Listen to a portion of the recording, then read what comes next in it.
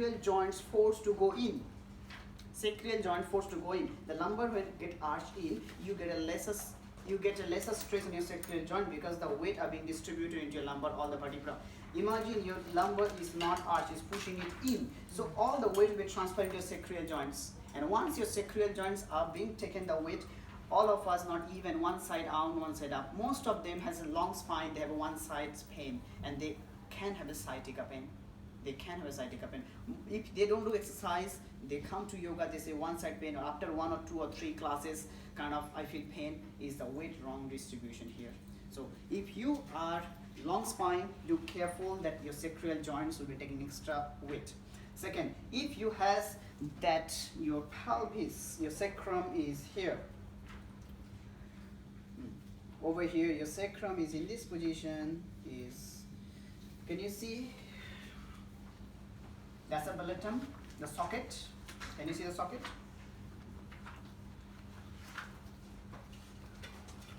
The socket of your femur. This socket not seenable. This socket is going inwards. This socket is going outwards. So this socket is going outwards. The femur bone is here. When you opening the leg side split, he will be lock. He will be no lock. He can feel, oh, I'm very flexible. I can go in. It's not the flexibility, the range of motion he has in his joints, which allow him to go before stopper. But he could be saying, I'm very soft body. I very soft body, but I can't open the legs. I can't open the legs. I have few examples. Those who are regular practitioners, Lisa Chung, fall into this category. She's very flexible, but can't do side split. Cheryl cannot do side split, fall in these categories. They must understand this. If not, what will happen? They force and force and force. They create compression. Acetabulum will not get compression. Acetabulum will not get compression. Sacral joint get compression because acetabulum holding by a lot of group of muscles which has given good support. Sacral joints doesn't hold by strongest group of muscles, so they get the pain one-sided. Never get two-sided pain. Okay. Next is we need to talk about the degrees, which is here. If you notice over here, what I was saying, that two femur bone, you see when they are lying down onto the floor, both femur bone taken and put them on the floor, you see 1 degree up, 1 degree straight. So when they are connected into your physical body and they're trying to do a warrior 1, some of them really can go down, some of them stuck in the warrior 1. When you're doing a warrior 2, when you're doing a half moon, the balancing posture, and you can't balance, this also could be due to your femur heads are not in a place. A lot of them, they're very flexible, they cannot do half moon, right? Have you noticed cannot do half moon? The femur head not supporting them. They are very flexible, they has a good balance, they can do everything. But when they do sideway bending, when they depend on one hips, that hips always pushing them backwards, doesn't give them the space to be forward. But don't say that I am one of them. Sometimes when I teach this, always students relate to their own body. Am I have this problem? Yeah, I cannot balance. Yeah, I'm asking like this. This goes on psychologically in student mind. So make sure you do not think that, because it's not about one joint. Any poses we move, any physical body movement, anterior, posterior, lateral, is all about 1, 2, 3, 4, 5 movements based on your physical movement. Your ankle could be, your hips, your torso, your spine. Because when you're going sideways, who knows you're arching so much that your weight is on the back and that's creating the compression. So you need to have the awareness. This training, this practice is going to give you an eye opener, which no other training can give you, that details the anatomy, functional anatomy into the physical body. Okay, next I'm going to show you, which is this. Can you see this? Over here, what you see, well, the picture is not very clear. Number 1 is the extension and flexion of the neck. So when you see the next flexion and next extension, over here, I think you need to register. So over here, what you can see, the 3 different person has a 3 different flexion and extension of the neck. So the degrees of the neck are very different.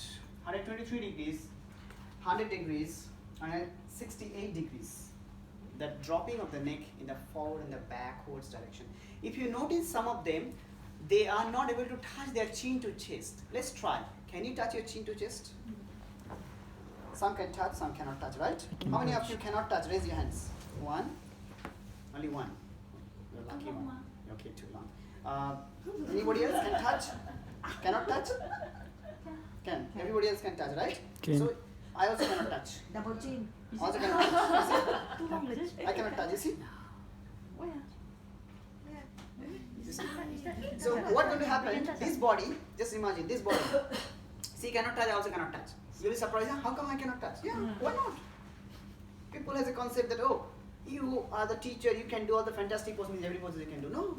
From these bodies, we have a very difficult to do plow pose, halasana. And from young age, I never able to do halasana, I'm telling you. I always hate halasana. I don't know why. Until I graduated in knowledge and anatomy, then I know, okay. From young time, I used to go competition, I always have halasana. I always pray that hope this halasana not being picked up and I need to do. I cannot do it. I feel so irritation on my neck. It's because I doesn't has that anterior space into my neck. How much I try. I could be very flexy. You ask me to bend any corner anywhere, I can't. Just the neck cannot. You see, I push. Push. Push. Still has the space. Cannot. So this part we need to really take it in. That I am flexible doesn't mean flexible every joints. I am flexible doesn't mean my inwards and outwards both are equal flexible. No. So you need to take note that sometimes some of them cannot do plow pose, halasana. So they may not have. Some of them, you ask them to do bend backwards their neck. They feel, oops, I'm locked. You ask me, you see, forward I cannot, right? Opposite. Ask me backwards. Yes. I can go back so much. Can you go back? I don't know. Try. See? No. No. See both are locked. For me, I can't bend forward. See, why I choose that option? Because we are same. We can't bend forward. But once you go back, C also has a limitation on the back. But for me, I doesn't have a limitation on my back. When I go all the way again. So I have a lot of space in my back, backward bending on my neck. And when I do forward extension, when I do flexion, I have a lot of space. Extension, I don't have space. So this is all the bone structure in vertebra to vertebra body structure. Yes, you have something to say. That's Yeah, my understanding. back to the chin to the chest. Mhm. It says chin to chest. Mm. You can do a plow posture. Yeah. But I can do a plow pose easily, but I can't bring myself up to do a shoulder stand easily. For you. Why? Yeah. Okay, so that is again related not only to the neck. As I said, one posture. Okay, her question is, I can do a chin to chest very easily, but when I need to do a plow, I can do plow pose easily, but I cannot do shoulder stand. Correct? That's your questions. Yes. So when you do plow pose, your chin can touch with the chest, right? Sitting down. Yes. Yeah. So that's the reason she doesn't has any issue with her plow pose. But when she does shoulder stand, you must have some kind of issues on your shoulder. With shoulder blade, no, is a shoulder blade or your scapula, certain kind of unevenness you has, which creating irritation for you to giving a space. That's the reason. But when I try to raise my body Up. upright, I feel the chin is stuck. pressing Correct. into I my feel that chest your very shoulder much. scapula doesn't give you space somewhere. Humerus scapula has some problem. When you do level 2, then you see it's all about upper body. Level two. Level 2 is upper body. Next yeah. year. Yeah.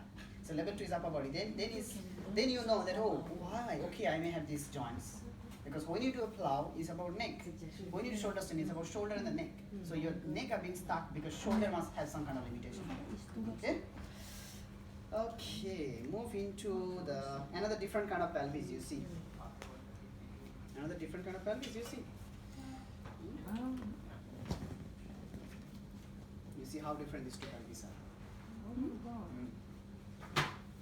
How different these two pelvis are. Correct. So much sharper. This is bell pelvis. This is the extreme pelvis. Okay? You see, he also has the anterior movement. He also has it. But if you look at it, he is exactly facing front. He's facing side. This guy will be like 45 degrees only this. After that can go. 45 degrees only this. You see extreme forward. And if you see the left and the right are different. The right still goes side, left exactly coming front. So you'll have a lot of compression on the left hips when you start doing yoga. Yoga can injure him or her. If you walk, what's going to happen? He will open his legs maximum to 2 inch, 4 inch. And when he come to yoga, yoga teacher will say open the legs. He will try to open the legs and his body will go down. You see the joints, right side is going outwards, left side is going forward, right? So what's going to happen? He doesn't know this, neither the teacher know it. And when you open the legs and bend forward, what's going to happen? His pelvis will move one-sided. He'll create a compression on these hips and start feeling all over the one side pain, and you go to doctor says don't do yoga. Doctor, right? Can you tell a person coming from doing a butterfly posture? And Again, can you butterfly tell- posture doesn't tell, it could be initial stage as a beginner who's height. You cannot tell is a bone or is a muscles. Because the muscular basically create a tension first. Basically the muscular create tension first, so you cannot be judgmental go to the bone. Bone is the last layer of the physical body. So you need to stretch. When you're stretching the physical body, make sure being a teacher, you're looking your student physical body left, right, up, down, that they are even, they're evenly stretched. They are improving. Once they improve already, work on the ligaments. Once the ligaments have been given space, then you look at the bones. A tight body is first the reflection. How long It's then not about can we long. look into the bones? You don't ask me How this question. long? It's not about the long. It could be one day. It could be some of them. You see? She could be never. She could be in 2 years' time. Yeah. I still have 2 more years. She could be 2 years' time, 1 year's time. So it's how much you work, how much the person practice, how determined the person, what's the degrees of the physical body. We can't determine. We can't determine at the end of the day. It's all about practice. So yoga is not about achievement. So when you being a teacher, you start teaching. You have to be really observed. Is the bone? Is the muscle? Is the ligament? And really, this pelvis can cause a lot of injury by practicing yoga. If they don't do a healing practice, even in practice can cause injury, because if you do it rather than one side, right side, front legs will be straight, you get compression here. Once your left leg's in the front and you're bending forward, you have a lot of anterior compression because the body falling forward. And how much you ask them to bring the knees off, if you that teacher or if you're a student, if you're seeing, when you do dragon pose, have you noticed your right knee, as an example, doesn't go out of the body? Left knee, much easier to go out of the body. So these are the example. Certain time, most of you are quite even. I have seen students who are extreme. The one having PT over there with Rakesh now. She has extreme body. If I got a chance, I can call her in to give you an example. What do She you is mean by extreme? extreme means right and left. This Okay. extreme body she has. Right and left. So left is completely forward, right is completely sideways. She is one of them. Her shoulder is extreme, her hips is extreme, because she come my class, I know her. But I can't tell anything, right? I tell she'll be very afraid. More questions appear. I just say practice more, you'll be better. That's it. Yeah, don't say. Very simple. You cannot tell. How to tell a student this much? I've got time to show bones and all these things. Yeah. You show them, they go back, Google says, more questions come. More come to you, right? Cannot. That's why I say, you must, as a teacher, you must know what to give, how much to give. If she's sitting there, okay, give everything. But once you come for class, do not give them this info to confuse them. They stop doing yoga. Scared. Then, how come I have this, how come I have that? Do I need to go operation, do I need to go this and that? Do I have to sue my parents? Yes. Yeah, bring your parents in. Okay, next we're going to go into review is being done. Okay, let's watch it. Ask a quick question. Yep. Just now you said that that guy has like flat lumbar and the lumbar spine is I need to connect to Wi-Fi. Can I have the Wi-Fi? okay.